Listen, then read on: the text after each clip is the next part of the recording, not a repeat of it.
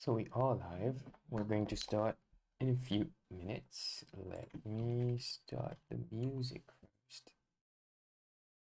And we'll send some tweets.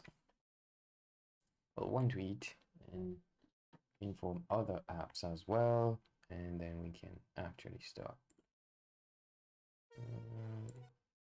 Wait. Did we get the right? Yeah, let's go with that one.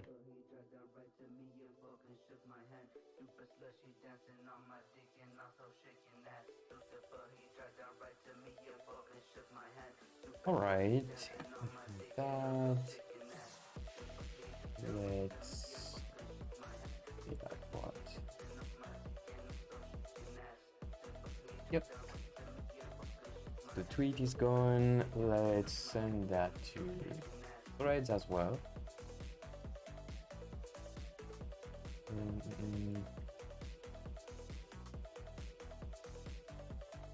Yep. Okay. Phone.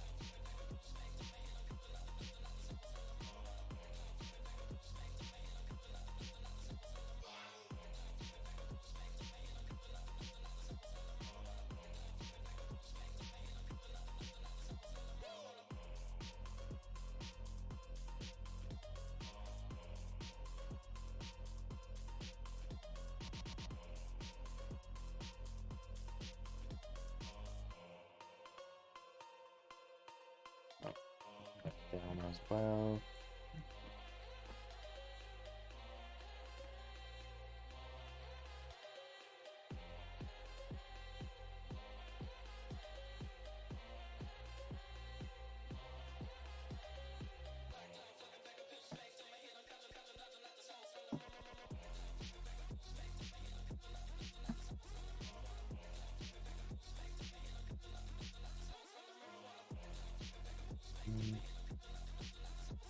Okay, let's start.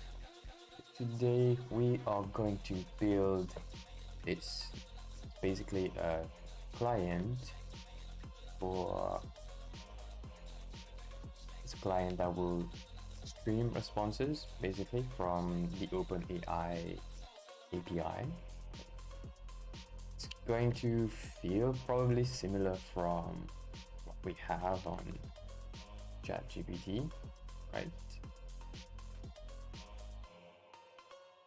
And I think we're probably going to have a very bare bones UI at first, at least, and then we'll see. If we manage to build everything from the article, then maybe we can make it look pretty, but we might instead focus on updating or refining how it's actually working. But yeah, basically that's the plan for tonight. We'll stay on stream for about 2 hours, let's say, and we'll see where we get. I've chosen this one especially given that it's using Nuxt and Vue.js. I'm used to Vue.js, I am learning Nuxt, so I might learn a few things about Nuxt on this one. And yeah, OpenAI, I've used it on previous projects, only pet projects of course, for now. But this, I think, this exercise is interesting because you're learning how to build it, right? How to build a basic interface and how to do the basic interactions with OpenAI and well, Vue, but that's not really important. You can transfer your knowledge to something else for that. You're learning how to do some basic interactions with OpenAI API. And after that, if you have a client requests, you already know how to build a project, and you can also document yourself around how to improve the pre-prompting. So basically, when you have control over what you send to OpenAPI, you can let the agent know, like, hey, you are doing this specifically. Like, you could be an agent that only responds with recipes and only accepts a list of ingredients, things like that, right? Or anything else related to your client's business, basically. So that could be at some point something really interesting, because it's not like the old school, let's say, chatbots where you have to define everything. Now it's something that you can give orientation to, but there's still the LLM behind generating responses, right? So I think it's pretty interesting, so we'll have a look. And I also picked that article because I have already built a similar project where you send requests from a chat interface and get the response back from OpenAI. I haven't tried this bit specifically. I'm going to stream the response, so it's going to progressively update the UI from that. Let's see. Let's just ask it a question where the response would be long enough that you would have to stream something. What do you know about Vue.js and Nuxt.js?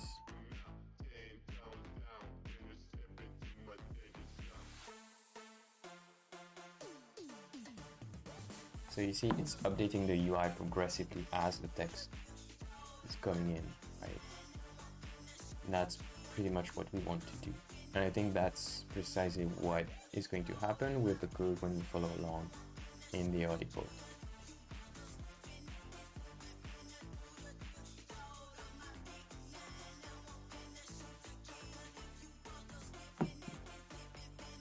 Yeah, so maybe we could even keep that as a prompt and see if it reacts the same at some point. All right, I'm going to skim through the article first. Okay, so we need to set up. I'm going to do that part off stream. Well, off screen at least, obviously. All right, this is quite nice with Nuxt. You can define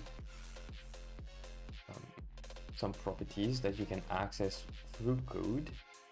It's similar to using .env, but here you would have a nicer syntax and nicer casing for your variables. It's a bit more natural and it feels a bit less dangerous, especially when you're streaming.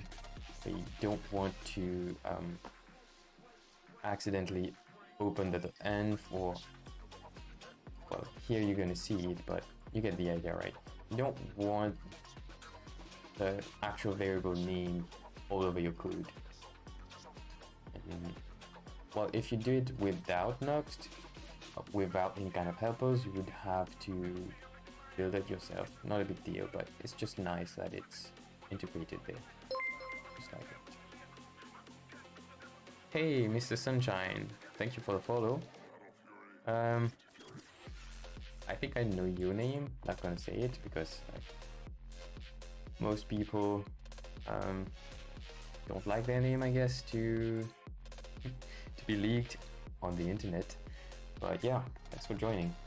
How are you doing? What's up? Right. So yeah, we're gonna do that. More boring stuff. Setting up, you know, and we install the package. You can do network requests to OpenAI without installing the package, but it's just nicer to write that. Oh yeah, does Mr. Sunshine is saying he's a big fan of Marcus's blog. Yeah, there's a lot of good content. I don't always take the time to read the articles, but yeah, they always interesting and good quality content there. Does he do mostly Vue.js content, by the way? I have no idea.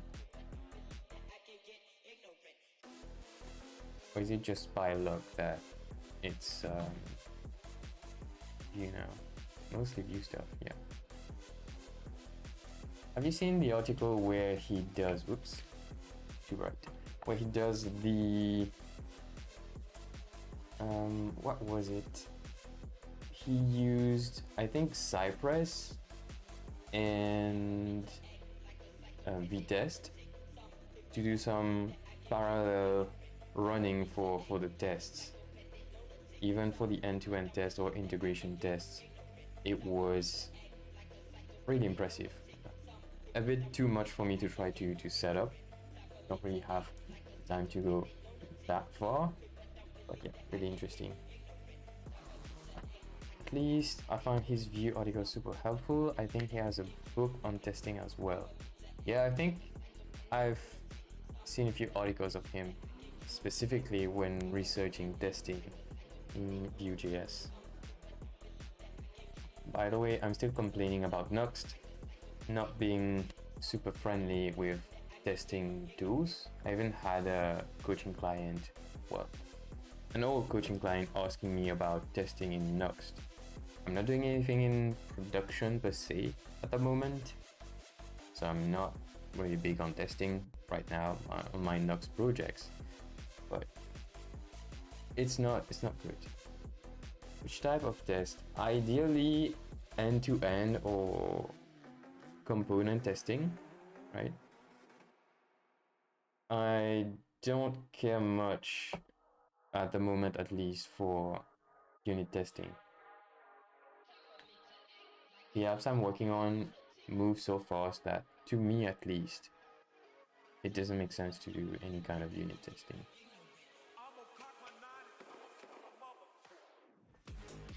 Do you do testing these days, Mr. Sunshine?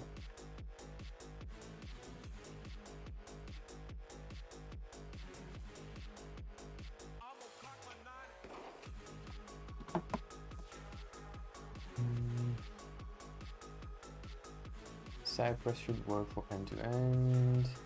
Yeah, end-to-end. Kind of, yeah, it works. That's true. If it just for unit test, but I haven't used Cypress on Nuts myself. Okay, yeah. Well, that doesn't work. And Storybook, yeah, that's Storybook. Still a nightmare with Nuxt if you do anything more than just a button. If you have components that import some other components, it really didn't work well for me. But the good thing is we're not going to write any tests tonight, so that's pretty cool. Okay, yeah, going back to OpenAI, we will install the package, although as I mentioned, you can do API requests directly to their endpoints just through an HTTP link, basically. Right. Storybook 7 promises to be better with Vue.js, but I had a fair share of struggles with it. I feel you. Yeah, to be honest, I haven't tested it that much with just Vue from the Vue CLI or V template, so I can't say how good or bad it is, but with Nuxt, not there yet. And Cypress component testing and Cypress in general, when you go within the Nuxt world, it's ready. It's been ready for years, I think, for Nuxt 2, but no official support for Nuxt 3. Yeah. Hopefully in a few more weeks or months. Alright, so that's pretty classic. So you give your secret key, this configuration object, and then you can create a new OpenAI sort of client, your backend service. And yeah, create chat completion. Am I going to use that one though? I think I have to use that one. I can't use the other one that I was using for my other apps. Anyways, I think we'll pretty much copy paste code snippets, and if something doesn't work, then we'll try to fix it. Once we're done with the article, then we'll see if we have time to modify things. Oh, GPT-4. That didn't work a few weeks ago. It wasn't available as an API, but maybe now it does. Although this one is from May. I'll see. Alright. Say something about get chat stream. Yeah, and that's basically the most important part. That's what I haven't tried yet.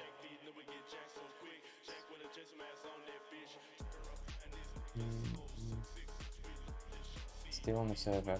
By the way, Mr. Sunshine, do you use the server pod of Nuxt? I haven't, because the apps I built with I'm building with Nuxt need a WebSocket server, so no luck for me there. But the next project that would need extensive usage of WebSocket I might try using the server pod of the Nuxt project as a backend. Whoops, forgot to turn that off. That message was about a surprise coming in a few weeks on the channel. Okay.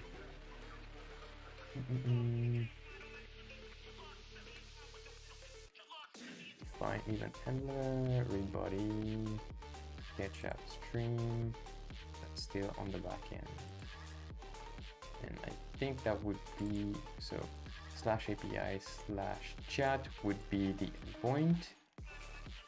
and we have to call it as a post request. Yes, I use it on my website to fetch data before rendering them. It works, I guess. Yeah, I think for the most basic / most standard things you do, it works. Unfortunately, with my own apps, I tend not to go the conventional route, it seems. It seems to be a trend now, but no worries.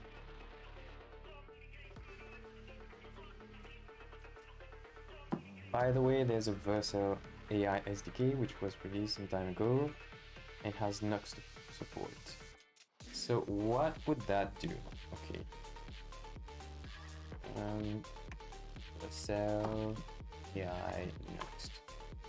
Well, have you heard about Nux server components, and what are your thoughts about them? I'm really interested about your thoughts because you have worked with React as well, so you probably have explored React server components. And 2 questions: what do you think of each one, right? The React one and the Nux one. And do you have a use of it in your website, for your website, or for your clients' projects?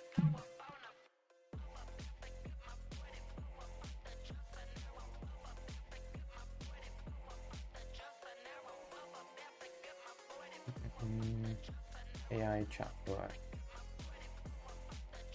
for website.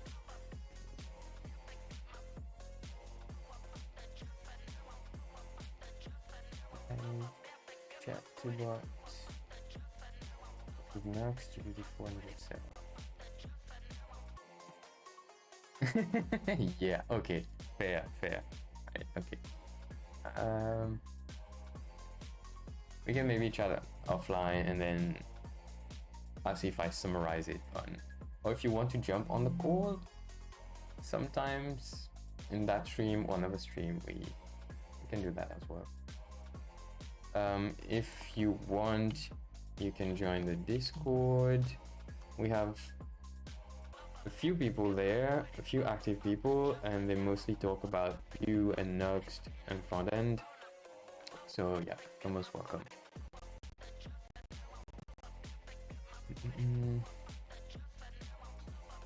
Okay, yeah, let's do that before we get into that part. Okay.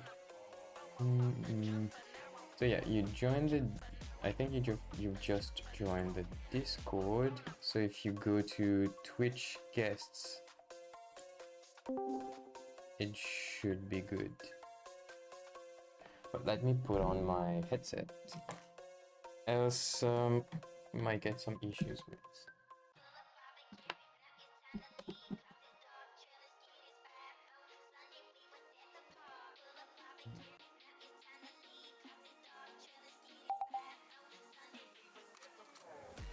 Okay.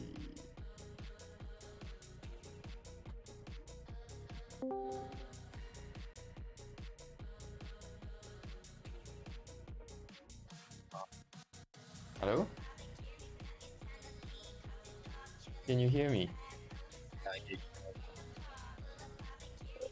I don't hear you well though. So maybe I'll just turn off the music for a moment. Yeah, is this better? Yeah, much better. Okay, yeah, it was on the webcam before. Okay. I think I joined on an alt account, but yeah, it doesn't matter. Yeah, no worries. So you asked about server components. I have Yeah. thoughts about them. It feels like server components are bringing us to the days of PHP. Because I don't know. I think we need to step back and define the rendering strategies, mostly SSR and SSG. And when we use SSG, it's like the whole app is a server component. Server render. It's rendered at build time. So we're just serving HTML. So my website is like that. It's rendered at build time. Yeah. So servers are generated. And if we look at frameworks like Astro, it's Yeah. it has like it's very good for SSG. Like the front end .mu website is built using Astro, and we don't do any SSL. But server components are really interesting when we actually do SSL. So that's where the React server components and Next server components are interesting. Um, so React server components is nice because we can like avoid API calls altogether. Okay. If we should do that, that's another question, but we can avoid it. Like it reminds me of the days when you would make a database connection in your PHP file and just render the result in the same file. Yeah. That's basically what we can do there. Mm. But then it builds these RPCs for you, remote Yeah. procedure calls automatically, and it does that all behind the scenes, so you don't have to do that. Wow, that's a lot of um, acronyms. Yeah. Yeah, so it does these RPCs and it even does streaming. It streams back the result for you to that part of the UI. Streaming. What do you mean by streaming in that context? Oh, so you can have uh, uh, interactive data on a Next.js bay. Mm. Yeah. And Okay. then when you do some kind of update, which you would expect to be reactive if you were using just React on the client side, if you do OSC, it can actually do the calculation on the server side and then Mm. send you back the result to render on the client. And the way that it handles that is through streaming. So So streaming bits of data. yeah. So So is it like sorry REST calls back and forth, or is it through like a WebSocket? Or do you yeah, know? I think it's so it's I think it's WebSocket, but it's RPC stuff. It's like real-time streaming. Okay. But um, I think Nux can do that as well. I believe Nux does it through REST API calls. I watched it Yeah. Saw in a that today. stream by Yeah. Daniel the other day.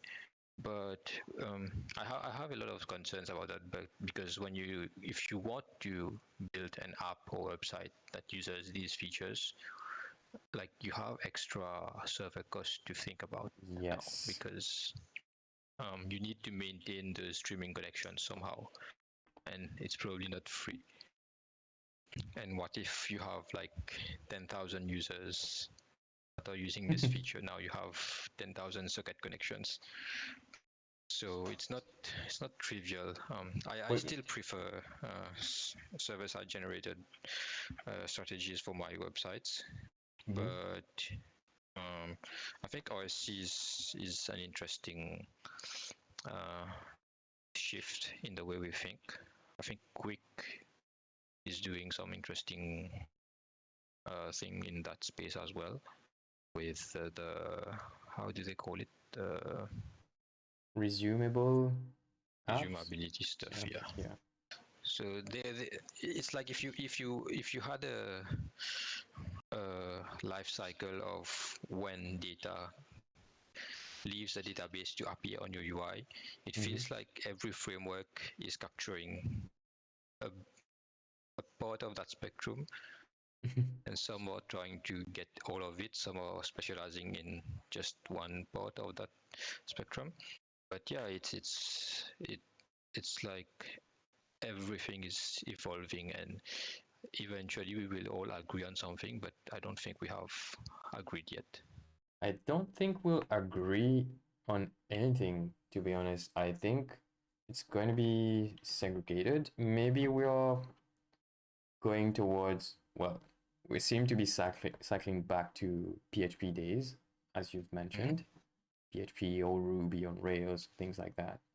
Yeah. And the thing is, that's going back to something much more expensive than having just a web API and Yeah. server, right? And all the heavy lifting for the UI being done by the viewer's device. And we're trying to Yeah. shave off a few milliseconds or I don't know what bandwidth, but at what cost? I think people are then, well, companies are going to then, in a few years maybe, once everything settles down, it's going to be how much are we willing to invest for our users to just receive HTML versus maybe we don't have the budget, so we'll just ship JavaScript like the usual one. And then if we get traction or if we see a bottleneck, we'll see whether we can afford to do the expensive stuff then. Yeah, I think it will eventually come down to cost, yes. But I think it's also like what's the trendy way of doing things. I think that matters too because if React wasn't trendy, perhaps people would have still been doing the old ways. Um, it's like what kind of developers does the market offer? A lot of companies tend to actually see what developers are available and then decide they're stuck on that. So it kind of drives the whole industry forward. Honestly, with the advent of frameworks like React and Vue, that gave birth to like careers like mine, like a front-end developer who specializes in front-end, because it wasn't Yeah. really a thing before. It was like a lowly job of just writing HTML. Now it's a bit more interesting. But now, like if we're going back to the PHP days, now the scope is much more because it's not just front end now. Because Yeah. Next.js developers are not front end developers. That's like a actual full stack job because you have True. to do all of the API stuff as well. If you're using the Next API routes, like you can do all of it in Next itself. Um, and that means we have another shift where the front end job itself fades back into more like I don't know, meta framework developer job. I don't know what it's going to be called, but yeah, for me personally, I like the separation of concern between front end and back end. I think it helps the product eventually because that person is not responsible for all So of the so data takes. it helps the developer to not mess up too much. That's what you mean by helping the product. I mean that you can get higher quality product if you have people specialized Mm, in areas of true. expertise. Yeah. Because if you ask me to do a backend, it will probably be very crappy. I'm But doing I that these can days. do yeah, I can do a pretty good front end. But like with meta frameworks like Next with SSR, etc., or you will have to ask a backend developer to write it in JavaScript, which they probably won't like as well. So it's like I don't know if people are just building these things because they can, or I don't know. You know But this yeah, law about JavaScript. If it can be built in JavaScript, it will be built will with yes, JavaScript, right? But yes. I think it's interesting. Your point is really interesting, and I think the offers, the how can I say, the portfolio of offers is diversifying even more. So Mhm. um, companies with a big budget and a precise goal with metrics and everything are going to hire specialized teams, front end on one side, back end on the other side, and with good communication as well.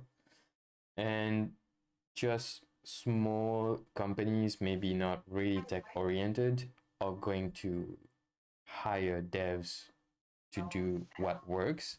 If you Yep. look at Next.js and Nux for that matter, those two, and maybe even SvelteKit, you can do backend development, but you have to stay within the bounds of what they allow you to do. It's much simpler. That's not like criticism or anything, but the backend is much simpler than what you would do with Express. Express, you would basically have to write much more code. Yeah. Of course, you could mess up more as well, right? But there are things you can do with an Express project, which at some point you cannot do with those meta frameworks. Yep. Yeah, exactly. And at some point you will have a specific feature, or I don't know, if like you're doing authentication and you need a specific header in that all, Yeah. and then Next cannot do that, and now you have to unroll your own API, which you should have probably done from the beginning. So yeah, it's like it's a nice garden, but it's a garden you can't get out easily. This is where consultancy becomes even more important nowadays, because a few years ago, even, you still had the mean stack, the MERN stack, the MENV stack, you know. Yep.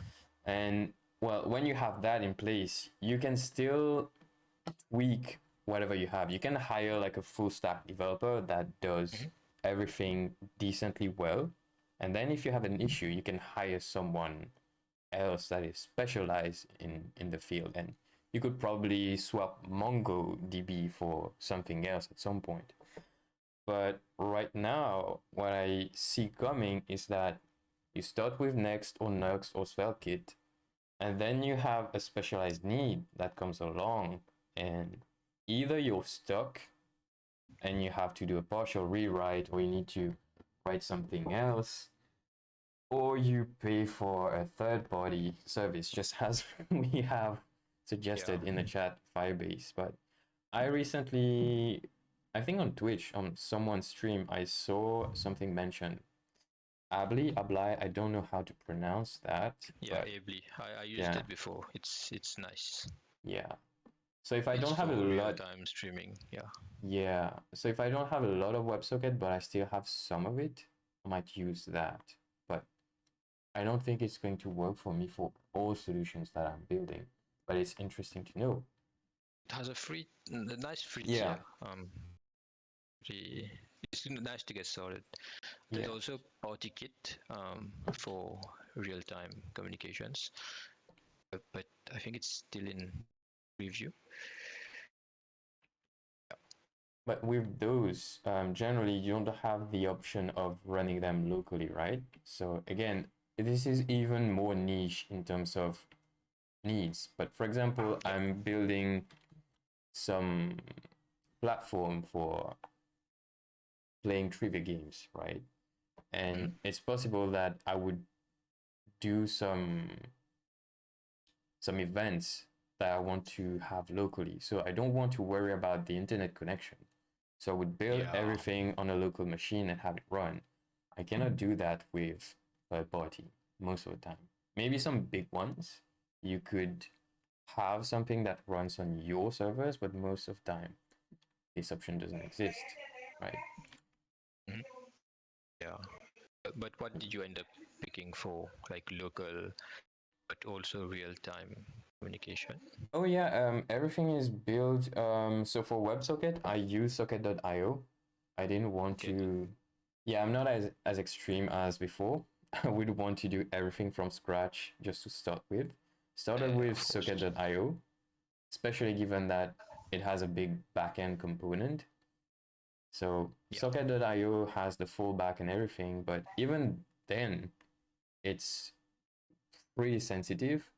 And I'm thinking of building some guards, like, hey, this player is not connected anymore. Let's wait for that player to join back before we go to the next question. I haven't built that yet. Probably have to. Nice. Nice. Can't wait to see that. By the way, I think a final word on Next. Yeah. Um, like if I had to start a new let's say a very complex web application. Let's say I had to do that 2 years ago, I would definitely pick Vue.js over Next because I think Next at some point it becomes more of a like you start fighting with Next instead of trying to write your app. Definitely, yeah. So I would just pick Vue.js and do my stuff by myself. But now the way that Next is built, I think I would pick it over Vue. Okay. Interesting. Because of how Next doesn't feel like a framework anymore. It feels like a great starting point. And you can add whatever you want to it and still be free to do whatever you want. Even the creator of Vitesse, Evan? Anthony Fu. Oh, Anthony, Yeah. yeah. Yeah. So Vitesse is like a great boilerplate to start Vue apps. I've used it literally for years. I even had my own You mean version of Vitesse. Vite, right? Vitesse is for So testing. Vitesse is not Vitest. It's Oh, Vitesse, Vitesse, like the French word. SSE, yeah, Yeah. okay. Right. Um, yeah, that SGS. one. Vitesse and Fu maybe. Yeah. Yeah, that one. So Okay. a few days ago, Aunt Fu tweeted, people don't need to use Vitesse now. You can just use Nux because it's that good. Yeah, So generally his projects are like, hey, this is a great idea. It already works well, but have a team work on it in a few months or a year later, then you have like a actual product. Yeah. yeah. I think I use his Yeah. package for PWAs. I think he has a package for Vite PWA, I think, which works pretty well. But then, when one person is developing something, you can run into edge cases, then they don't have enough time to work on those edge cases. And that's when it's good to have big teams. I think I had some issues with web workers. So it worked really well with just the Vite template, right? But then I added the PWA package, and then during the build, there was something weird. But yeah, but in most cases, it was already great. It's hard for like just one person to maintain everything. Yeah, even him. Yeah, even him. Like I'm pretty sure he's a company in China or something, not just one person. Come on. But no, he's a real person. I confirmed it because I know someone who knows him, and they actually met. So yeah, he's a true human being.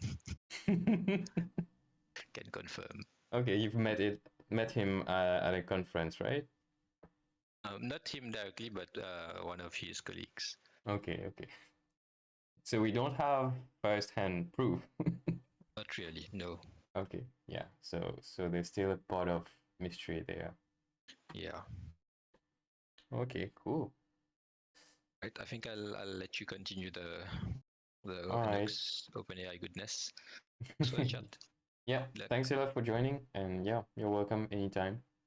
By the way, do you want to say anything about your company or whatever?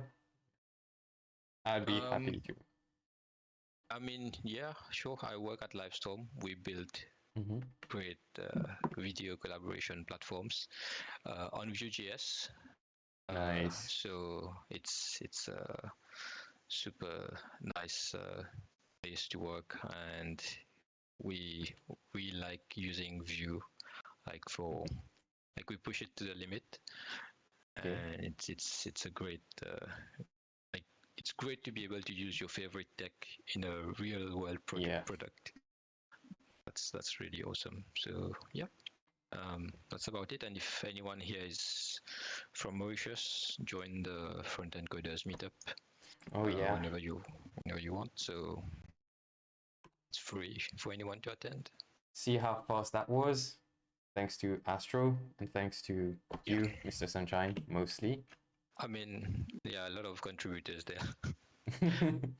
Yeah, but you bootstrapped it. Astro is cool, like super fast. Yeah, my I website is on that as well. I think we have pretty good SEO as well. If you Google your own name, I'm pretty Okay. sure front end MU will be on the first Okay, page. just the name. Let's see. Um, nope. How's that?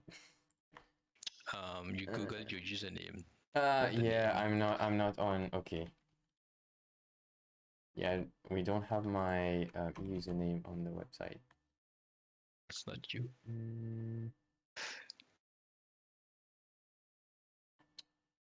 That's not me. Just make it clear to everyone. Did I miswrite your name? No, it's there, second page, right? Okay. But that's the um quite old content, but maybe that one was, you know, referenced. Okay, I need to talk to that guy. It can't be I two would of have us. expected to have your profile page there. Yeah, I don't know. It's strange though. So let's see my That's because you profile. have like such a great presence on all the other platforms. Ah, come on. Half of the That's posts are why. on this guy though. But yeah, thanks. Yeah, that's definitely not me. Not in France, so yeah. But yeah, we'll see. For the SEO, yeah, it's definitely you already get like half of it working already because of the speed, right? Because Yeah, SEO and nowadays is not we just added like content. what do we call it? Schema.org info to all pages, so Mm, that like Google has the nice metadata to work from. yeah, something front-end developers never think to set Yeah, up. all of that good things, good stuff. Yeah. Very good work then. All right, yeah, pretty good. Um, I don't know if in any time this year you're thinking of having an event that is streamed like online or Yeah, something. I think yeah, we will try to do it at the next meetup because so many Okay. people ask for it. We Yeah, generally try to focus on like on the people that come to attend in person. of Um, course. but yeah, so many people asked if we could stream. The bottleneck is equipment because Yeah. we don't have much good equipment, especially Mhm. sound. Because video is fine, any phone will do. But if the sound is not good, it's it's not nice to watch. So we will try to Yeah. fix that in July. The next meetup is in August. So for the August meetup, we will try to stream it. Cool. So yeah, we could even try to have it on this channel as well. Like I could take your feed or Yeah, something feel like free. that. Yeah, yeah. Because yeah, I can provide like yeah, an OTMP link or something. yeah, that'd be cool. Because I think we have good content during those meetups and talking to some other people online from different countries, they don't always have access to those meetups. There might be Yeah, true. meetups in their countries, but they might be far from those cities. So yeah. All right, cool. All right. Thanks I'll a keep lot, you posted. Sandeep. Yep. You're welcome. All right, guys. Have a good stream. Bye. Thanks. Bye.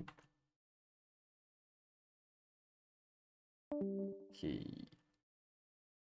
That was a really nice, unexpected, and really nice, really valuable chat with Mr. Sunshine. You might see him again on the channel, and hopefully we could stream that meetup, and you can see how good developers from Mauritius are. Right. So let's close all of that, and let's go back to building this finally. I'm sure some of you have been waiting, right? So we're going to do some server development, which I haven't done a lot on my own projects, right? But it's gonna be all right. And this is the client side logic. Okay, slash API slash, yeah, that was what I was mentioning before, right? So here's the folder for everything that is related to the API endpoint. So pretty much your backend. And when you read it, it starts from there and you have the path. Interesting. It's doing a classic fetch. You can also do a dollar fetch in Nuxt, but I guess he chose to do that so that it's easier for everyone to understand, right? Get answer, but he's not getting the response body from here. Interesting. Let's read. Next, we can create a new file called chatstream.js in the composable directory. This file defines a composable function called use chatstream that handles the OpenAI API response stream, and stream we get as a response from get answer. Okay.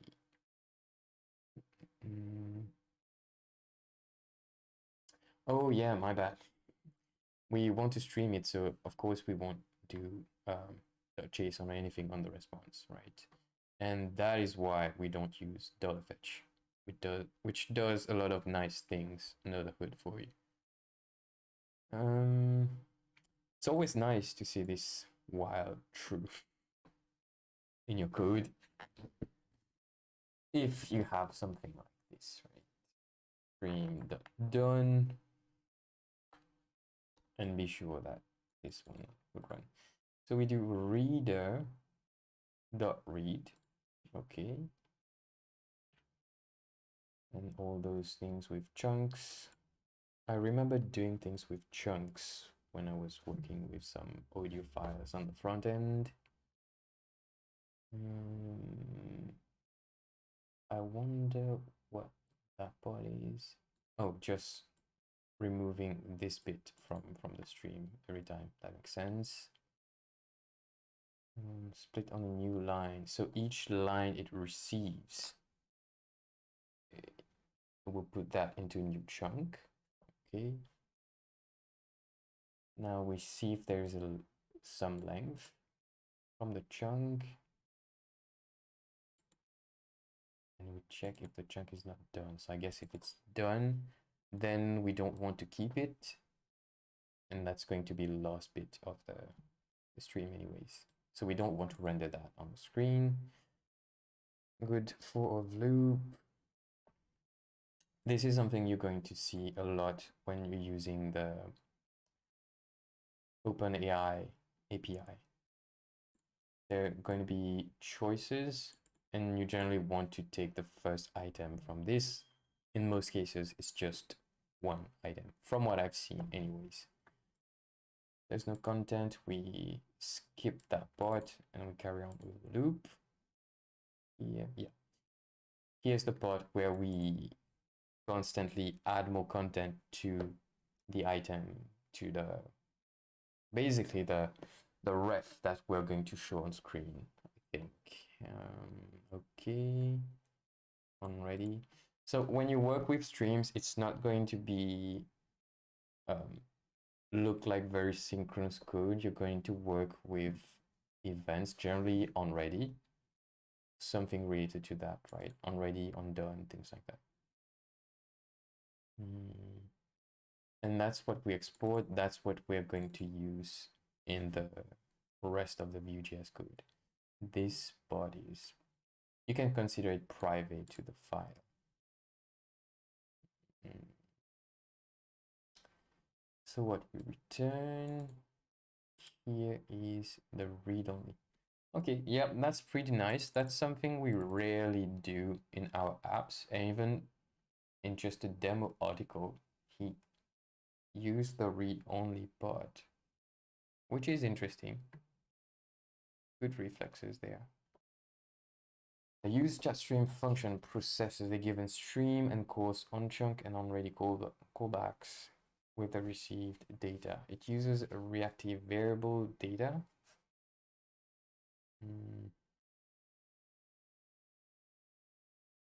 So I don't see where that is defined though. There are a few things I'm not sure about this article. Maybe some files are missing or I'm just misreading it.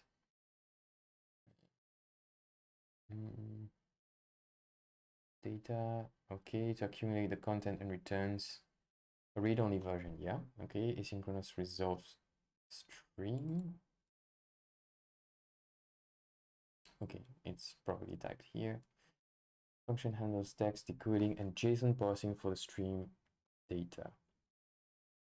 Remove the functionality into a separate function because the composable prefix with use should not be asynchronous. What? Function into a separate function. Oh, yep. That can give you unexpected behaviors. But we need asynchronous code to handle the stream. So this is another thing about Nuxt that I kind of touched on while talking to Mr. Sunshine. I think I touched on it. With Nuxt or Next or those meta frameworks, you have to stay within what they dictate and what they offer, because when you stay within those bounds, you get a really good experience. But when you try to go outside, it's a bit tricky. I'm going to do a very imperfect comparison. But so if you take a Vite template, like Vite.js, you take the one of the Vue.js templates, you can do a lot of things. You're not really enforced to follow a lot of rules that Vue.js would dictate. But if you do Nuxt development, you get auto imports and other good stuff. Even for like the composables, you can use lifecycle hooks in composables, which is really interesting. I don't think you can do that in Vue.js, and I don't think it's allowed directly in Vue.js. But in Nuxt, you can do that. But when you want to do some weird things, for example, I had an app that was built on Vue.js.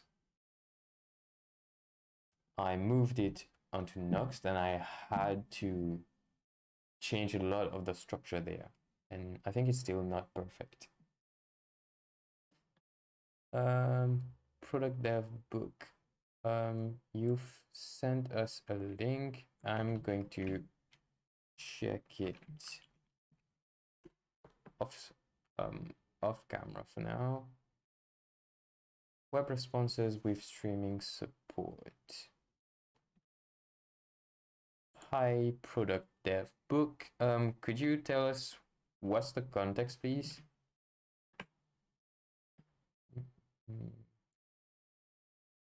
Sending a web response object from event handlers, leveraging new stream.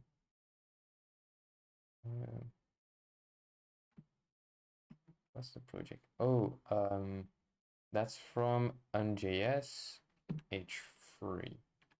Hi, H3 support now streaming. X3 Nitro uses used and H3 used. Yep, okay. Is it in context of the article then? In this content, right? So he's saying there is a simpler way to do that now.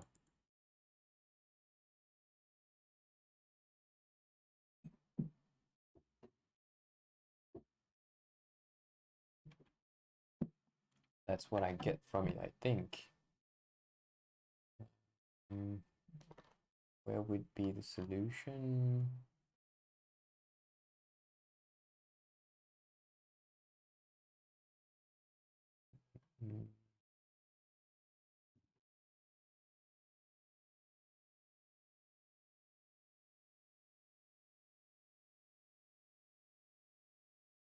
Documentation, PR, okay, let's check the commits.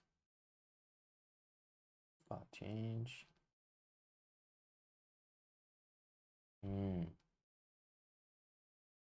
Is WordPress. Fonts, okay.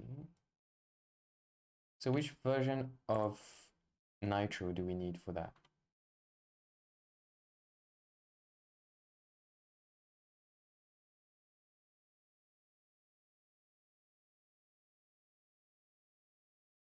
So it's closed.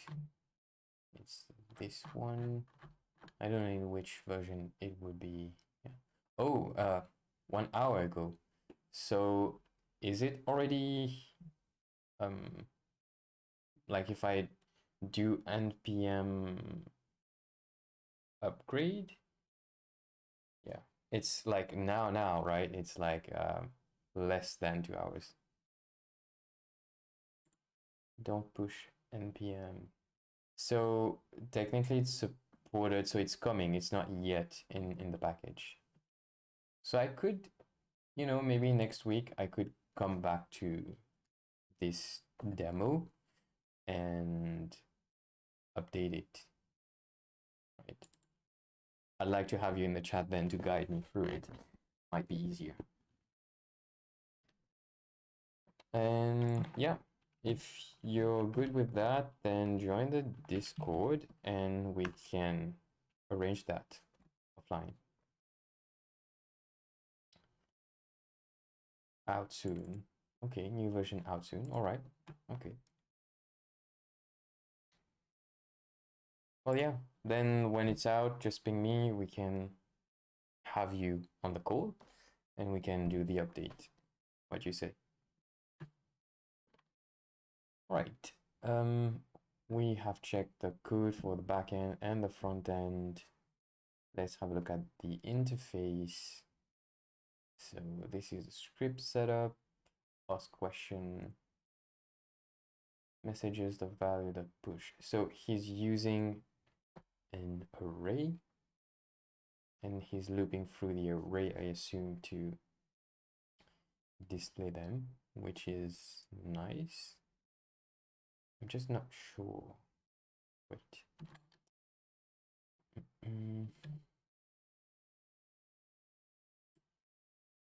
Oh, sorry about the timeout.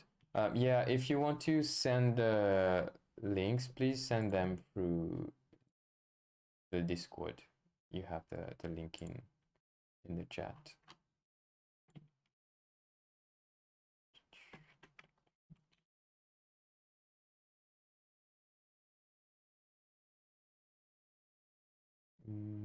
That one is still open though.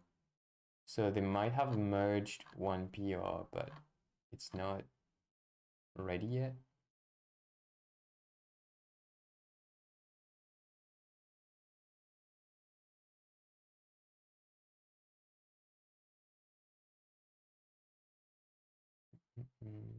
Okay. Yeah, probably next week, not right now.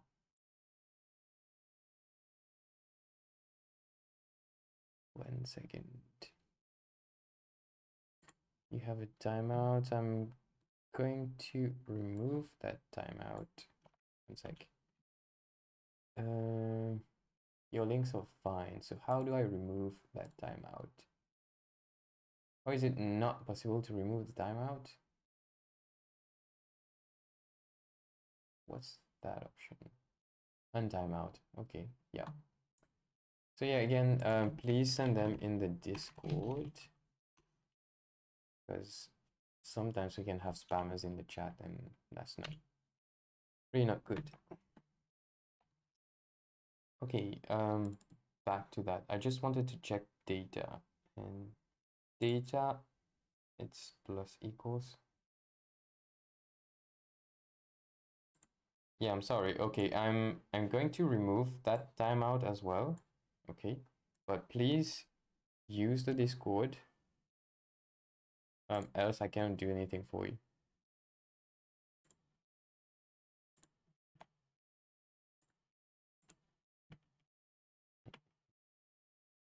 Thank you.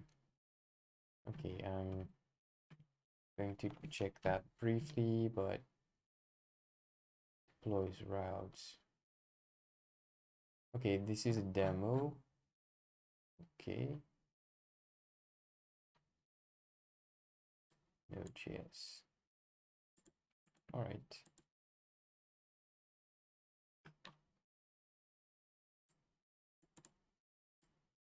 Check please, sampling, check package, nitro package.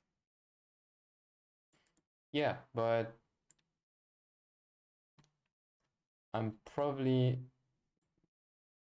okay, nitro pack edge at latest. Yeah, I'm not going to install that just for a demo though, but thanks for the suggestion. And again, maybe next week we can look at this. Last commits directly. Okay, yeah, right. Use, okay, next free, good. So exciting. I don't target the edge. So if this edge means edge specific deployments, might not be like super interested. Although I think, correct me if I'm wrong, you seem to have knowledge about Nitro and Nitro Pack and everything. They target edge deployments anyways, right? That's why probably why WebSockets and things like that, things that need to stay alive, need the server to stay alive, don't work in Next.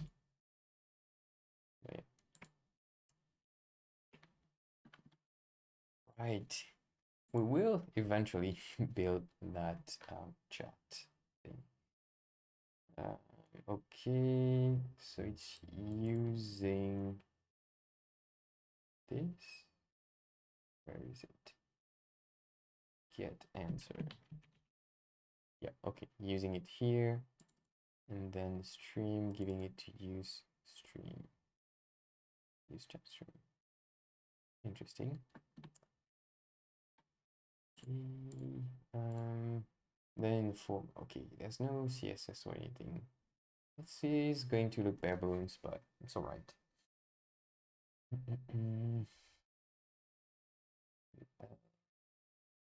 Input V model. Yep, we're cleaning V model question.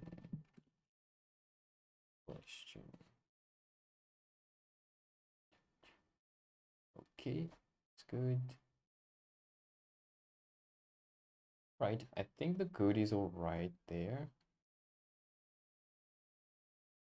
In this article, we've explored how to integrate response streaming with Next application to create ChatGPT-like experience. Yep. So after that, what you would want to do is explore, as mentioned, how to refine the pre-prompting for your own needs. You could have like a chat bot, but powered by OpenAI on your website. With the pre-prompting, you can send information specific to your services, and the agent would respond only within those bounds, right? But that's for another day, and really not specialized in that. If we can see, yeah, if we can see someone else that could come on the channel to help with that, that would be interesting. But for another time. Product dev book. Your tweet, Daniel, same message sent. Your tweet, Daniel, same message sent. What do you mean by my tweet?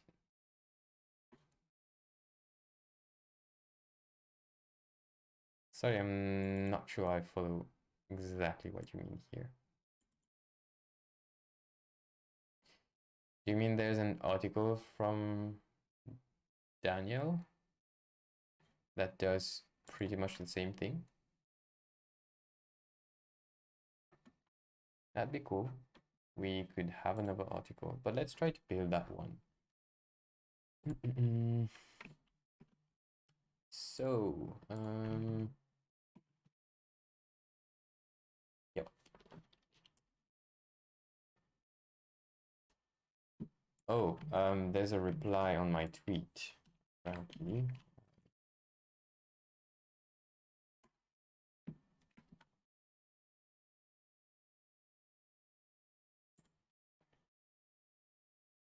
Mm.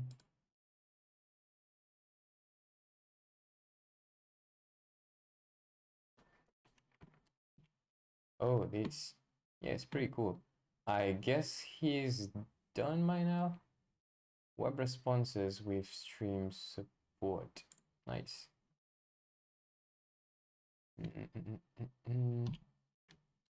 Okay, I still haven't started, technically.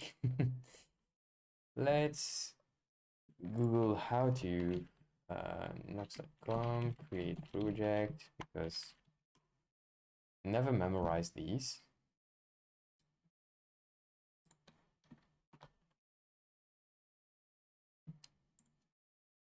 Oh, sorry for the light theme on a video. That's not the best. Okay.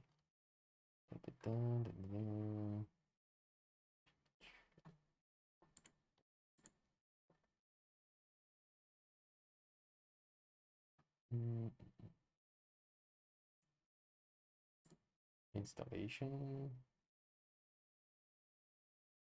new project. Yep, we can use that one.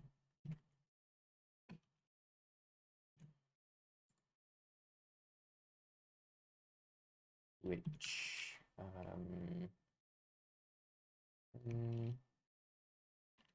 AI stream, yeah, but something like that.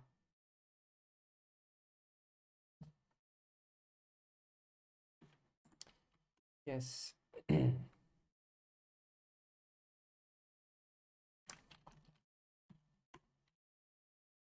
I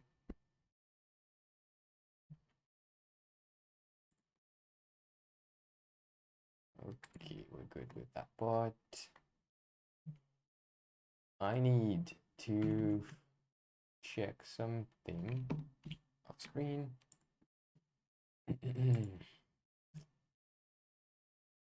This project, I'm going to copy the env file. Paste that. Which I'm going to keep only. Oh, it's not that one that I need. Oh, that's still installing. That's good.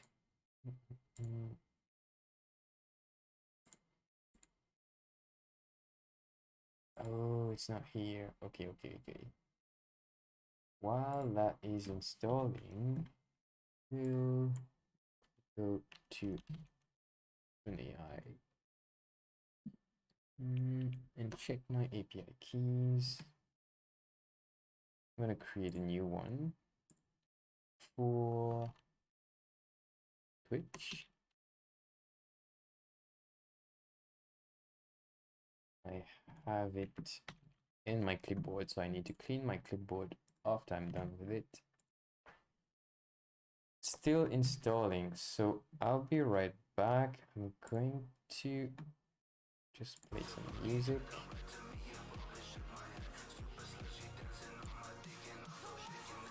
Be right back.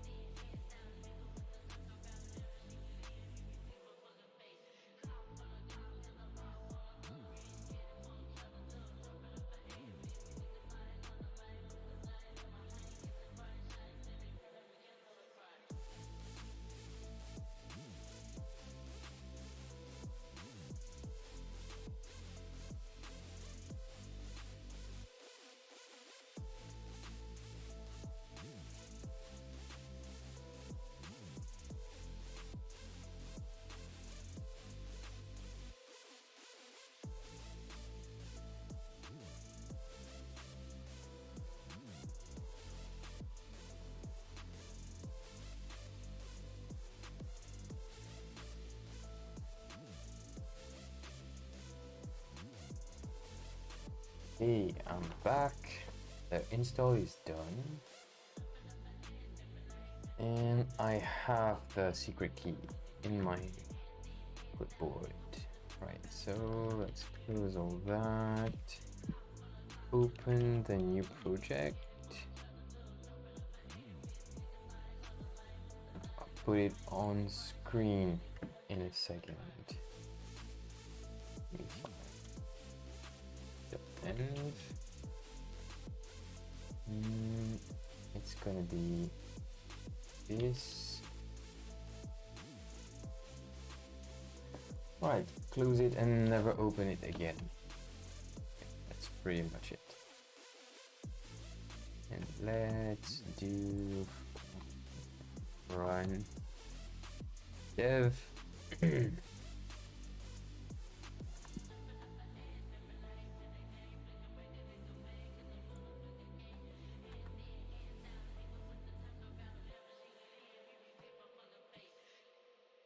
Let's test it out.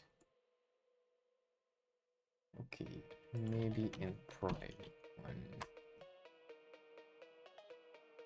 Close that one. Okay, we are good. If I remember well, I need to get rid of that. Okay.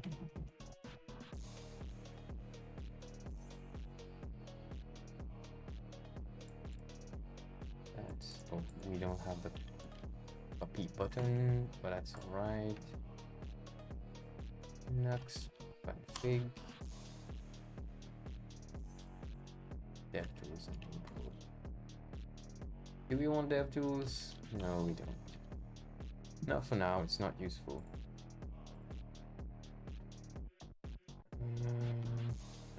Okay, we have that.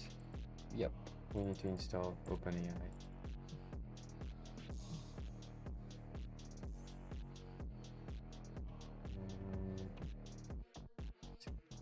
What's the command? Installing OpenAI. Oh, that was quick. Oh, wrong. Wrong folder.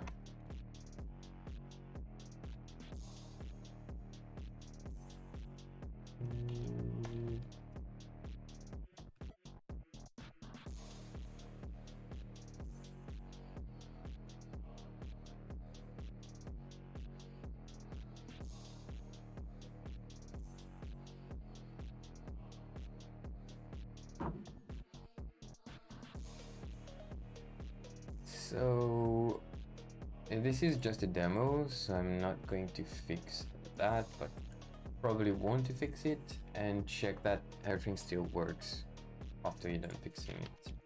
Right, just going to restart it. Okay, we need to create a new file, right? That server utils AI.js. We'll try to do a TS. File slash AI.js. Oh, utils. Let's go with TS. And have all of that in here.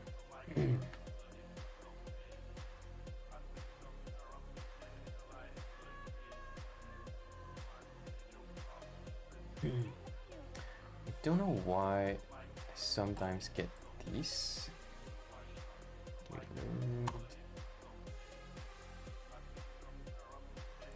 Maybe there's some configuration with either Volar not working so well with Nuxt yet, or it's just some issue with VS Code or my plugins. I restarted it and it seems alright. Messages. Let's do a local type.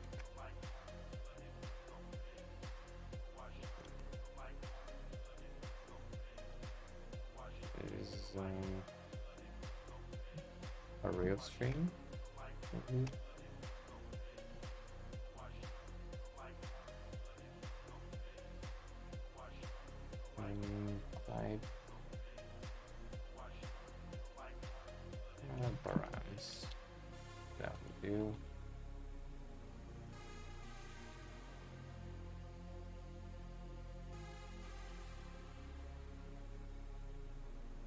Oh, chat completion request message. Okay.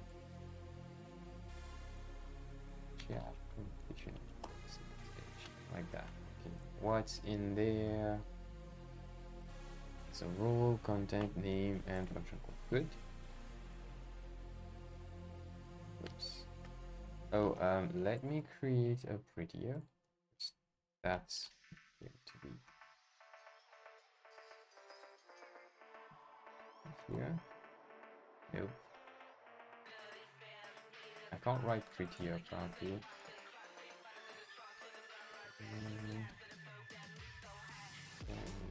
Pause. Which one? Generally fix it yourself. Voila. Better. So we have that file in place. So that one goes in the chat. That post.js into API. Giton22, thanks for the follow. Where are you from, by the way? Tell us a bit about yourself. And yeah, welcome on the channel. We are finally doing what was specified, which is building the chat interface from that article, basically. From Hungary. Hey, good to have you. From Hungary. I think I had a friend from Hungary. So yeah, what time is it on your end, by the way? File,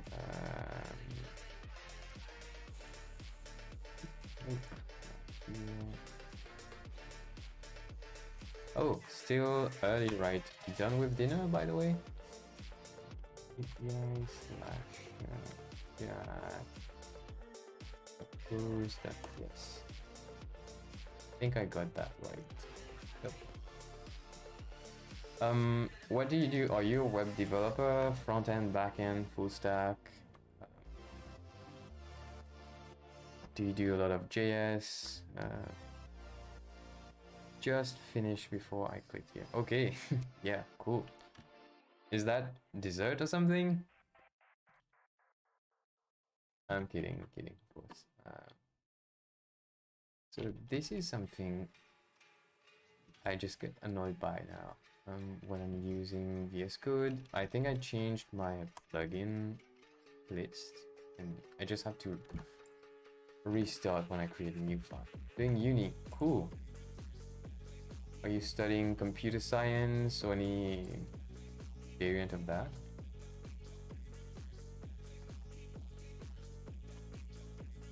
Oh, details there.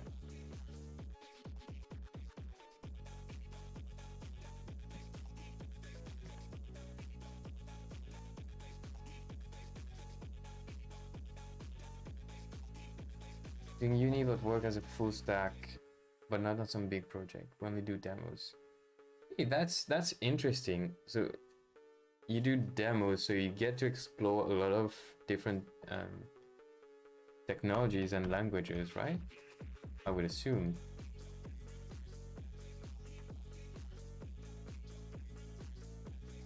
Right. Just got my folder structure wrong. This is AI. Yes. Ah, okay. Yeah. Yeah. Let me do demos. Anything you'd like to share with us? Anything you've worked on mostly, or how's your team set up?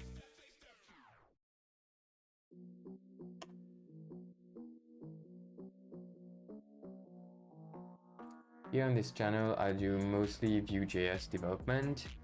I'm learning Next, and today we're working from an article. Have you done any demos with OpenAI?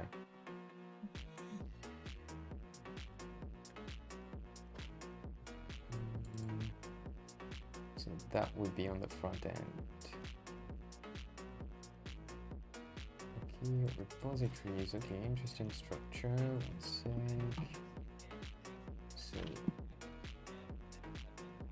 So close everything. New file. Oh, 9 server, come on. New file. Okay, EC2 please /share. Yes. Okay, good. Oh, I got it right. That's a surprise. Oops. No errors. Impressive. Not really, it's just a demo for the company's bigger project. Showcase what you can achieve with it. Okay. Yeah, so you do, it's not even demos, I would call them proof of concepts. Like, you do the minimum amount of work. Maybe it's not super clean, but you prove that this can be done, and you prove that it can be done with team already. So then if it gets approved, it gets built properly from the ground up. Oh, it should be clean. So it's clean, but does it get scrapped and built from scratch, or does it get built on what if it gets approved? You do web apps and they're presented to customers. Interesting. Yeah. So we have the network calls set up. Well, at least the file to call them. Okay, this is the composable. Okay. Oh, by the way, Giton, if you want to learn more, well, if you want to talk more about web development, we have the Discord. I think you'll like it. We have people from different experience levels, so I think it's going to be pretty interesting. We have beginners, which I think you can help, and we have other people who are more experimented, so maybe they could help you as well. So I think it's interesting. Okay, the composable. I have this plugin for Nuxt, so composable.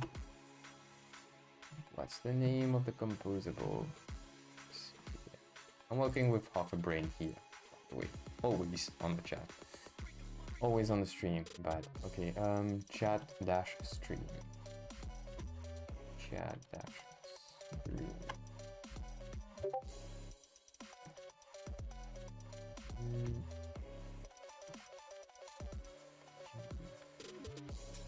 Sometimes communication product and it has an API.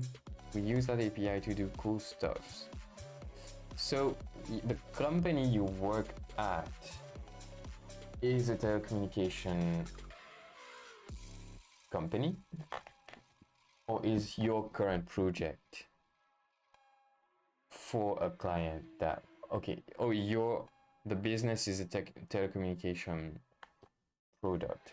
Good, very good. The first, okay, cool. I did once project for not only telecommunications, but I think it was some kind of broker system where you would list different offers for your individual, I don't know the exact expression in English, I use them mostly in French to be honest. Like your SIM card services, 3G calls and everything. There's some packages for electricity and things like that. Well, I was doing the front end, I wasn't doing the complex stuff over there anyways. Yeah, just have to reload again. That's strange.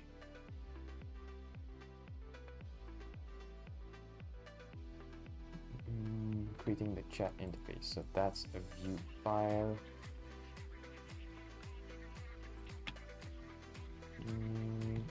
Component. Let's call it chat for now.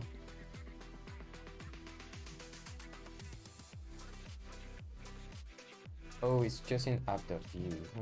Okay. Let's delete all of that.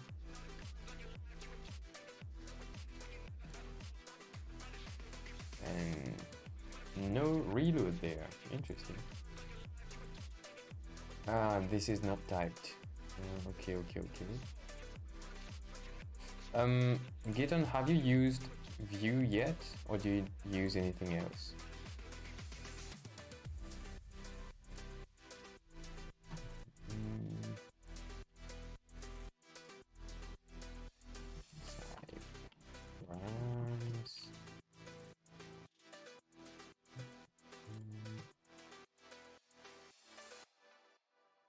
So data, what would data be?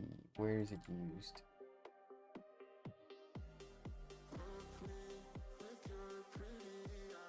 Choose content. Let's say it's a Vue.js ref. That would be a string. Yeah.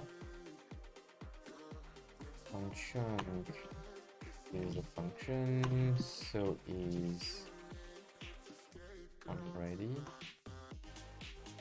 And stream is stream. Nope, not from stream. It's just it's a front-end stream. Yes, used before v3. Moved to Svelte with my side projects. Yes, Svelte is really nice. I like the approach of compiling just the JS that you need. I don't know if I can use it with most of my production projects, although I think the ecosystem is good enough now. Maybe on a completely separate project from what I'm building. Not this, but the actual product I'm building. I won't use Svelte, but the next one I might use Svelte to explore.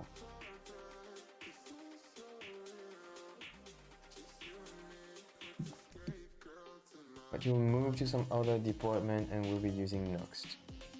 Okay.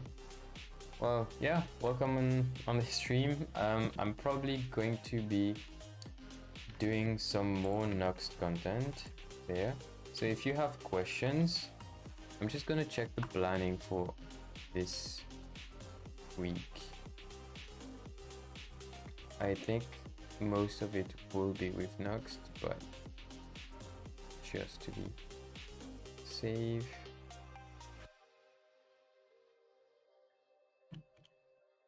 So here we're using Nuxt, although we're not exploring a lot of it. Probably no streams tomorrow, then Wednesday. This is a project that I'm using Nuxt with, and this is Astro, but yeah. Oh, cool, yeah. Well, yeah, let's do it, but really there's not a lot of Vue.js specific things here. You can read it in there. Like, let's see. This is probably, yeah, this is a Vue helper. Ref, you recognize. That's the basic reactivity approach we have in Vue. And I just need to find the type for the stream.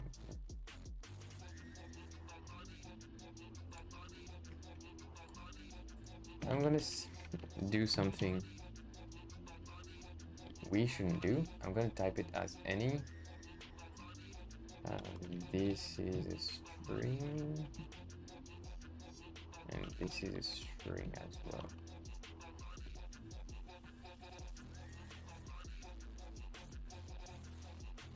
So do you use the hooks inside of composables?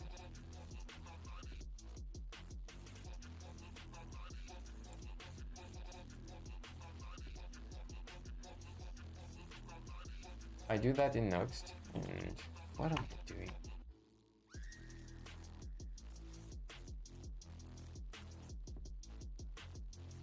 Wait, let's try something. I'm not the most TypeScript savvy person, to be honest. Yeah, that will do, because we don't have data here.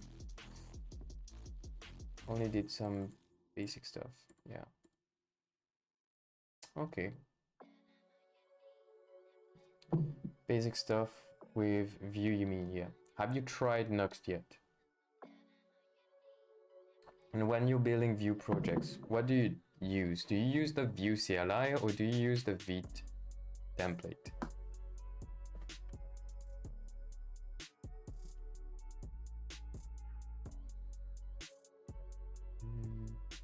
Okay, it seems to be all we need. Okay, can restart Linux, cannot read.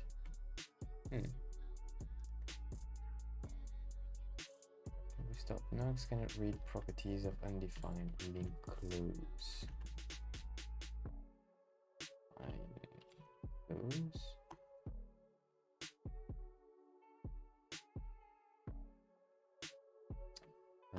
Okay, that's some build tool thing.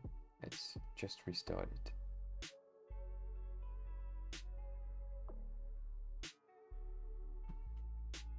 Seems all right now.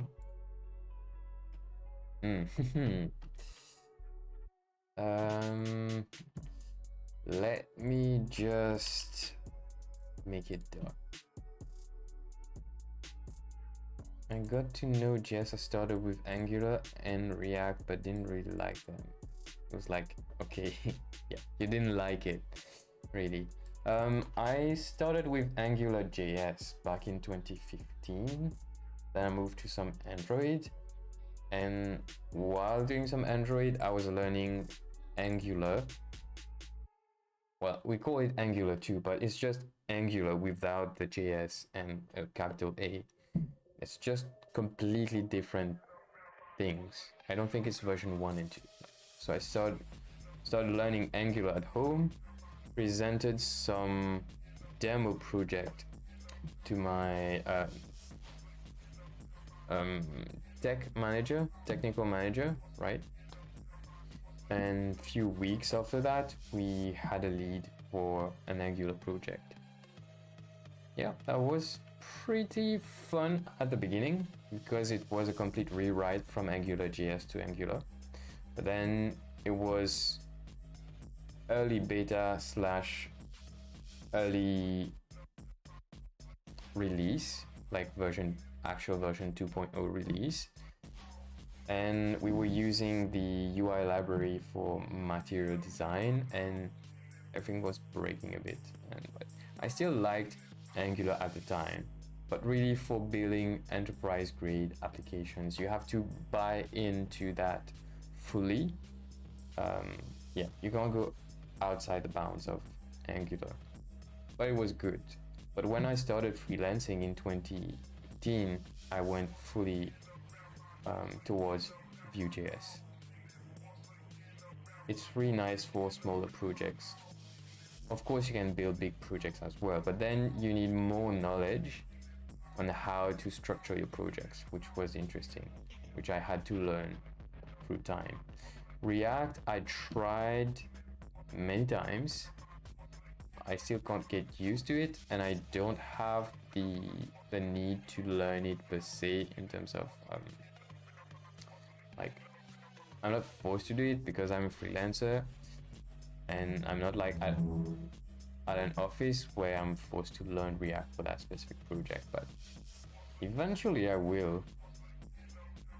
But with things like Svelte now, then Solid, I would like to learn Solid.js and Quick and things like that. Things that use JSX, but don't use the React hooks and things like that. I don't like the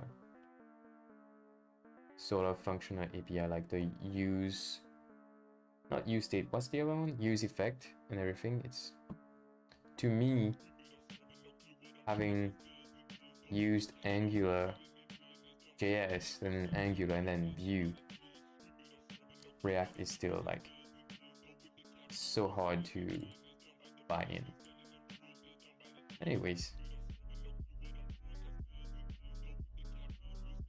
but guess what we use at the work? I guess you use React most of the time when you're not using SvelteKit. That would be my assumption. Okay, let's test the code. I'm supposed to make it dark, so let's write very little CSS. I use so much Tailwind that I might have forgotten how to do CSS.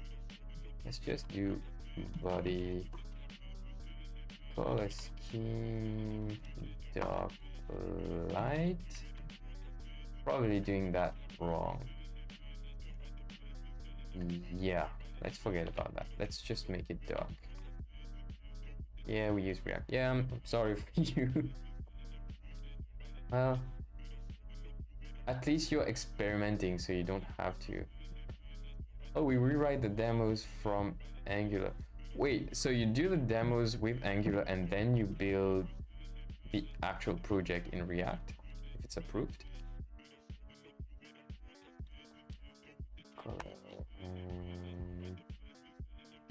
Let's do black and then we modify it. It's not fully black. Okay, that will do. And color not fully white.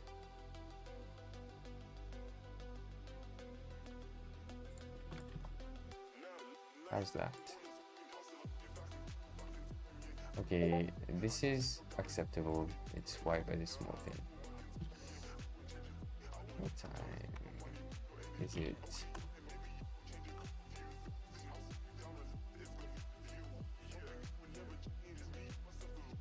Of course we have errors.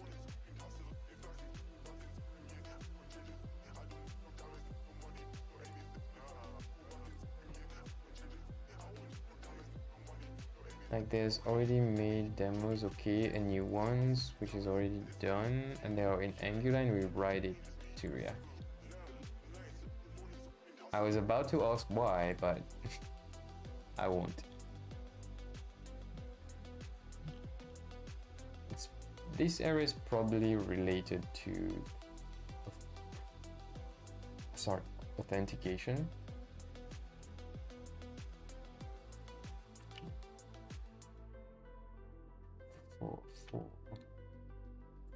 So it's not found.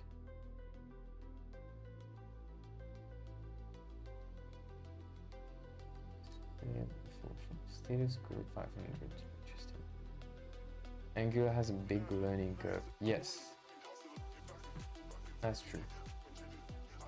Okay, so we have the wrong route.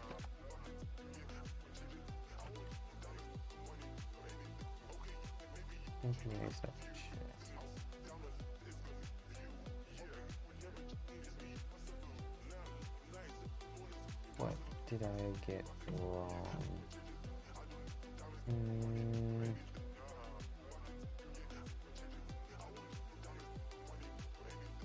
Need to leave now. We'll check back later if you're still alive.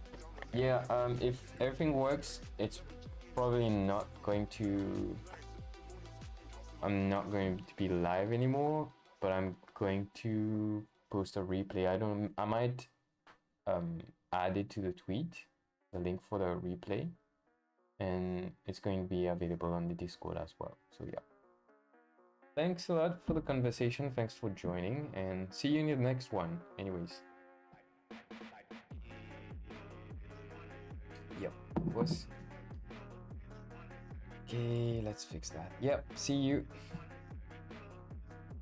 Chat a post. Let's create chat.get.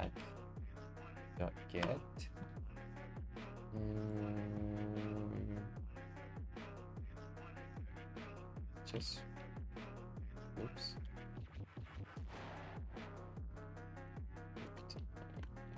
Okay. Duplicate that.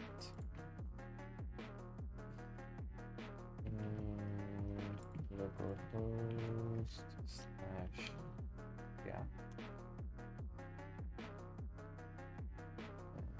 No, it's gonna be API. That one works. So what did it try to send? Oh, I have another one opened here. Okay. But let me close all of that. What's that? Okay.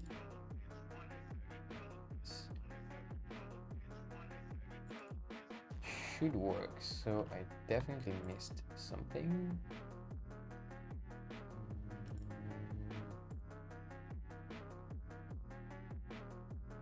Okay. If I just log event here, I'm gonna have something big. And there.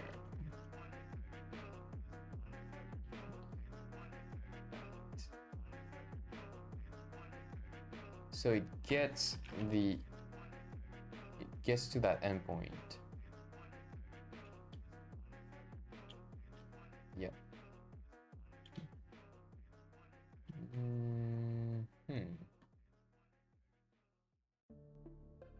Maybe that's where it fails. Let's see. Oh yeah, that one doesn't work in here.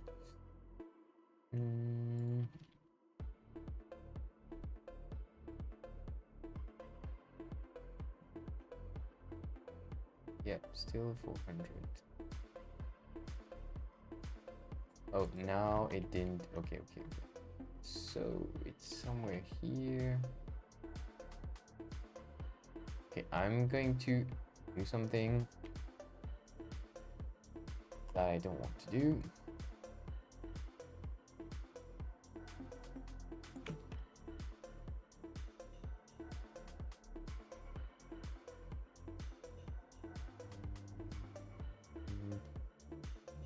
Let's do that live.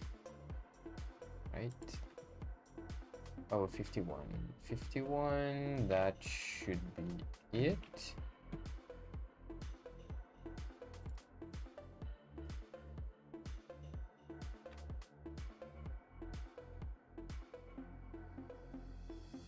Yep, that's about right. The length is right, so I don't know what's happening here. It gets here and log messages.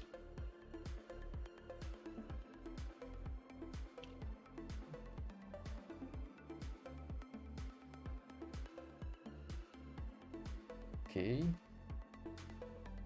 Axios screen error. Settle.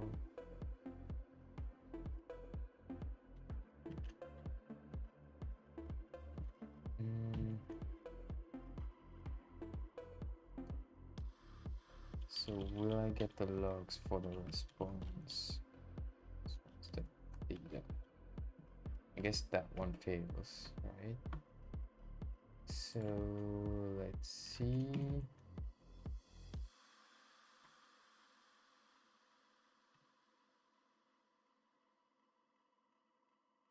Yep, that bot fails. Why does the OpenAI thing fail?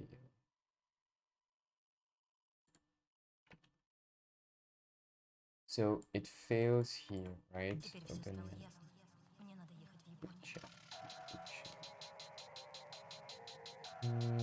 Let's just use this. Stream true. I think that is going to help, to be honest.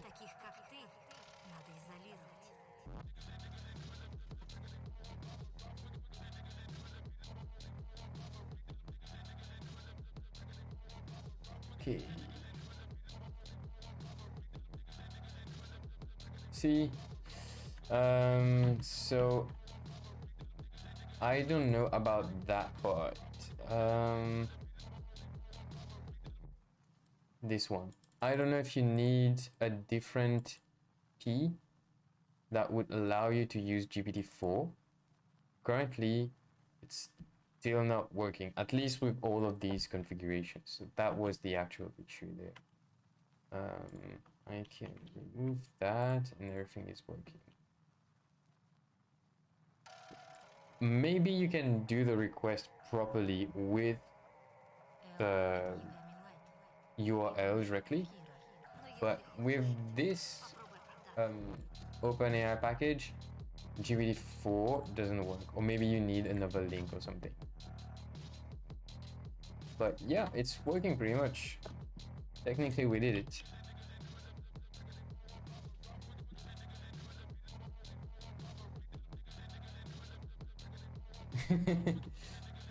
We created you.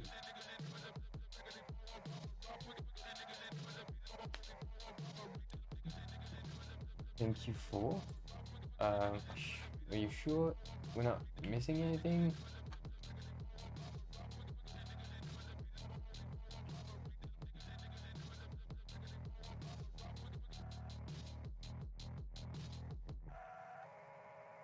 Okay.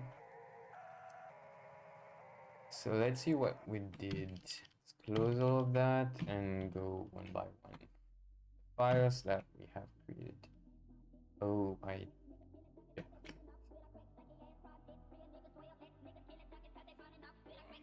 This is just Nuxt configuration. It takes these from the variable name, right, from the config file. Yeah, so you have this in your .env, and Nuxt already has .env installed. You don't need to install that manually or anything. And through more configuration, this works. So this is runtime config in your Nuxt configuration. So you have to prefix your variable with Nuxt underscore, and then you start the name. I don't know exactly if there's a rule like it would take these two, put it in camel case here, or from what you have broken down there, it would infer from that. I'm not sure of that. Okay, so we set that to use the secret key.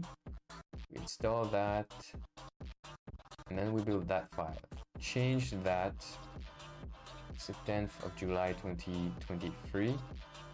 This didn't work for me. I changed it to GPT 3.5 Turbo and it worked. So do that. And it should pretty much work, right? Then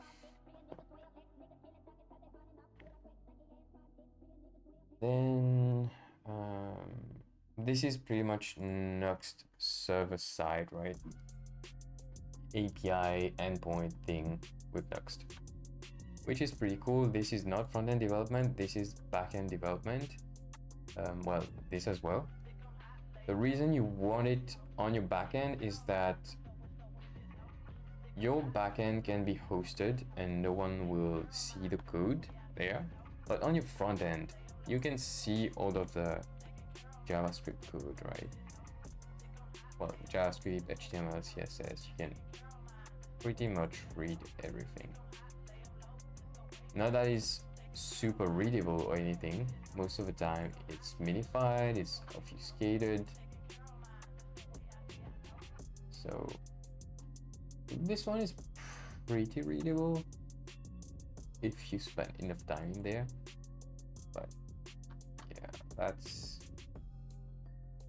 yeah, you won't want to read that computer generated code time. But you could still find the API key there because we need to send the API key to OpenAI APIs to get any sort of useful data back. That's why this is running on your server and it's not served to the client.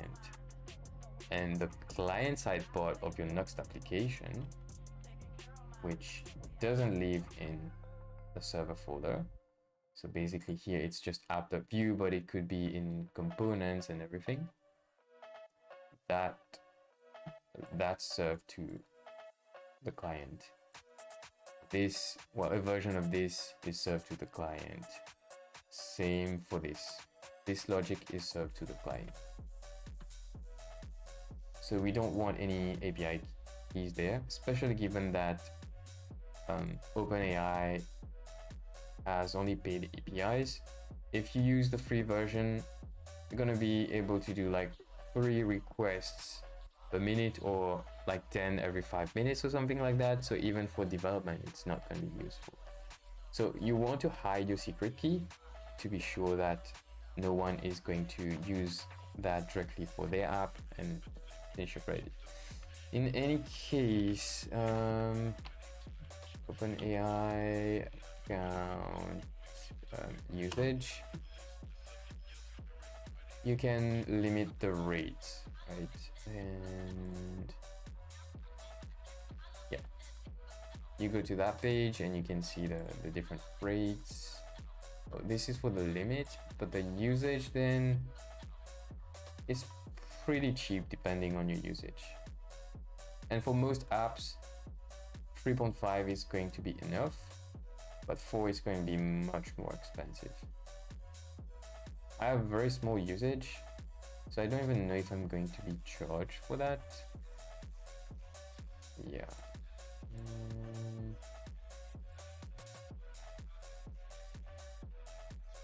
10 days, just not even $1 usage, but yeah, your mileage will vary, of course, but you get the idea, right?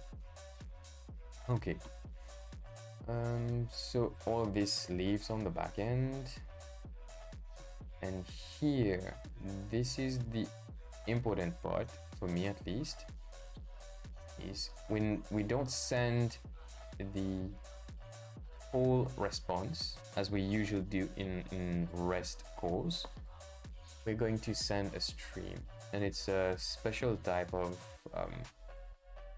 can we say resource that we're going to send. We're not sending JSON, we are opening a stream. And this works because of those two options. When you send something to OpenAPI, you can specify stream true so that it gets ready, and also set the response type to stream. Then response.data will become a stream, which we receive here from that part. Wait, is it? Yeah, pretty much that. Yep. Okay, then on the client side, if you're using Nuxt and you're rewriting the code,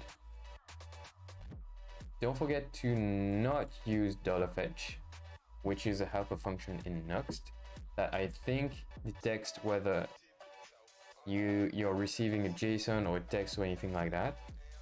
It will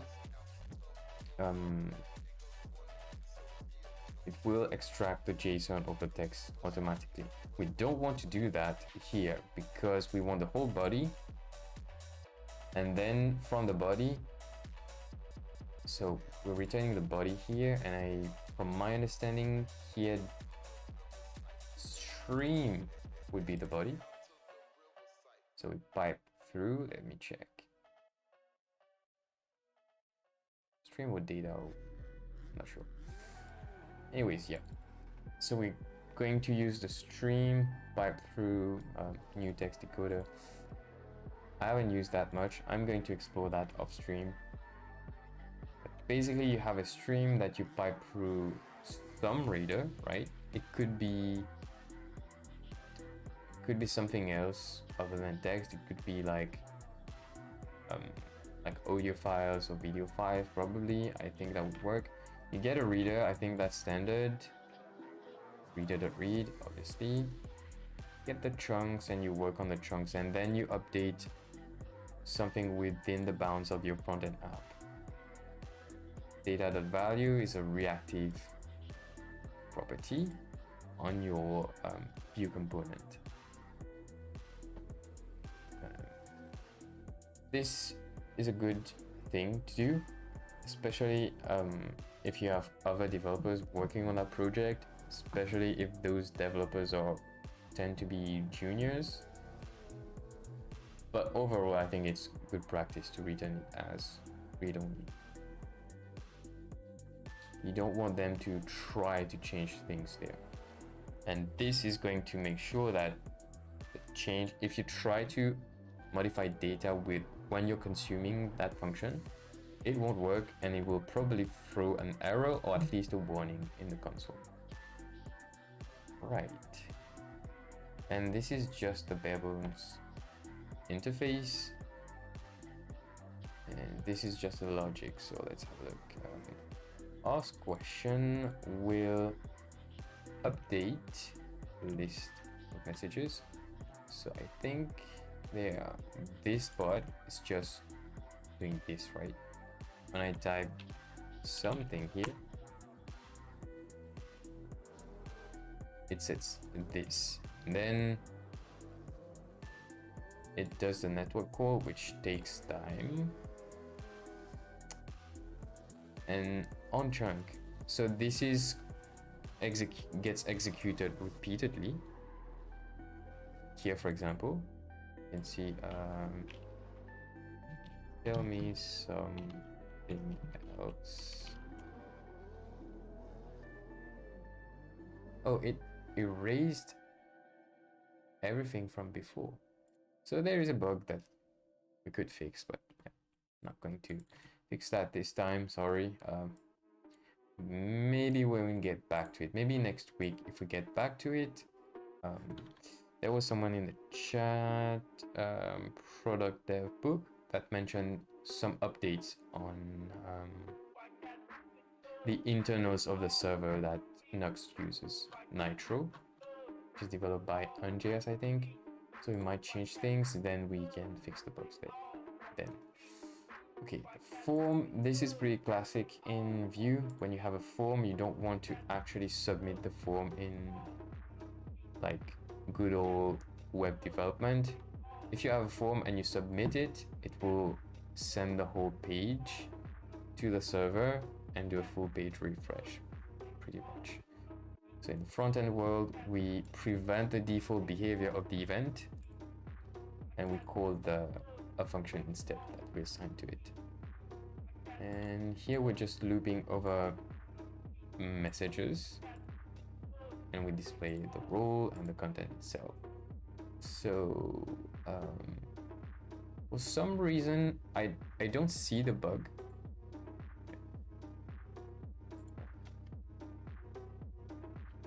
Say previously, right? I'm not hallucinating, right? When I hit enter, this will disappear. Okay, no, it's not disappearing, but it gets replaced. And I don't see where that would happen. Message dot push value answer. Is there a bug?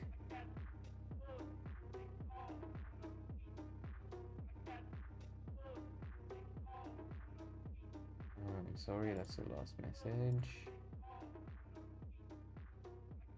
Yep, there's a slight bug.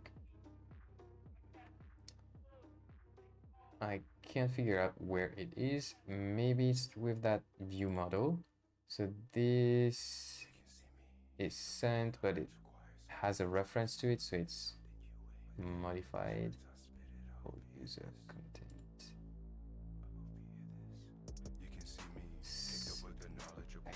I think the fix could be pretty simple, so we could actually do that.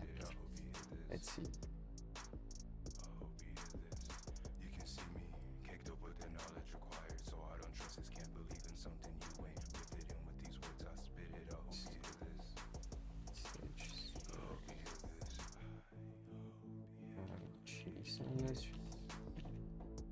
It's a bit much, but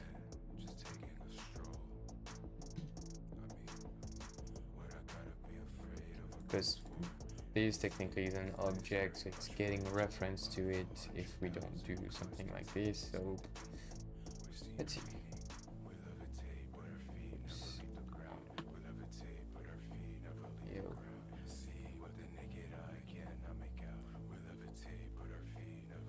Oh, did we break something?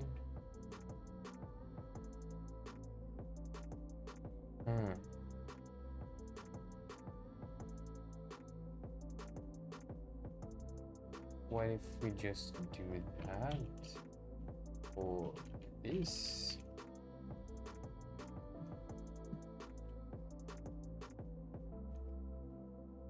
Yeah, because it's receiving a string. What? You can see me kicked up with the Yeah, this is why I didn't want to do that. You can see me kicked up with the knowledge required, so I don't trust this, can't believe in something you ain't with it in with these words. Oh, my bad. It's an array. What am I doing?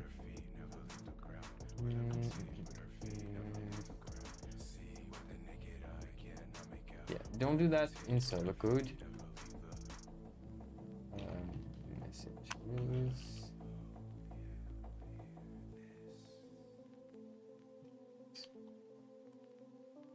It's a shallow copy and it's recreating memory. You want to avoid that on the server. But it's just a demo. We can do that. Still not happy. Messages is not iterable. Yeah. That one is.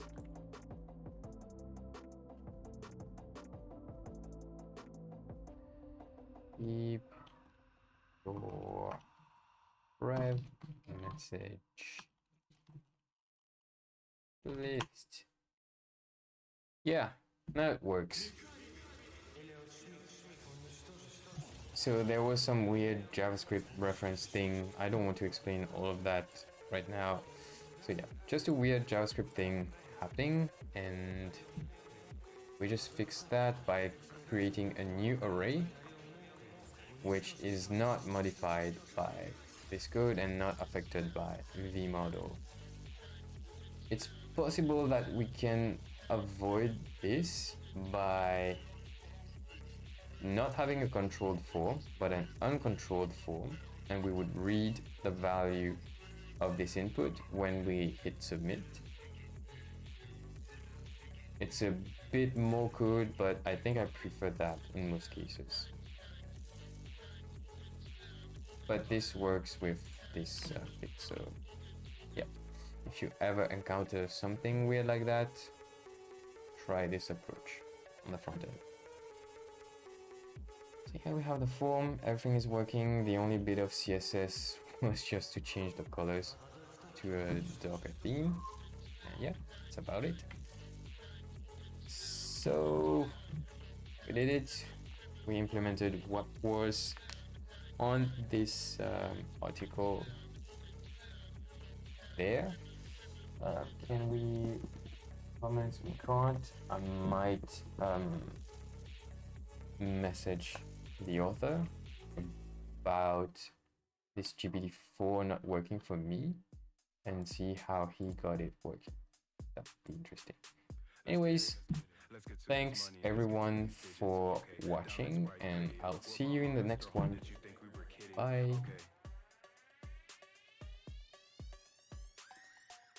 Let's get it. Let's get to this money. Let's get to these digits. Okay, diamonds bright, pretty. Look what my Hollister hold. Did you think we were kidding? Okay, like why y'all all wearing the same fit? Damn, I guess we about to hit a lick. Damn, sorry for my lack of give a shit. I don't mean to be like this. I just know that I'm awesome as a bitch. Got my skinny pants in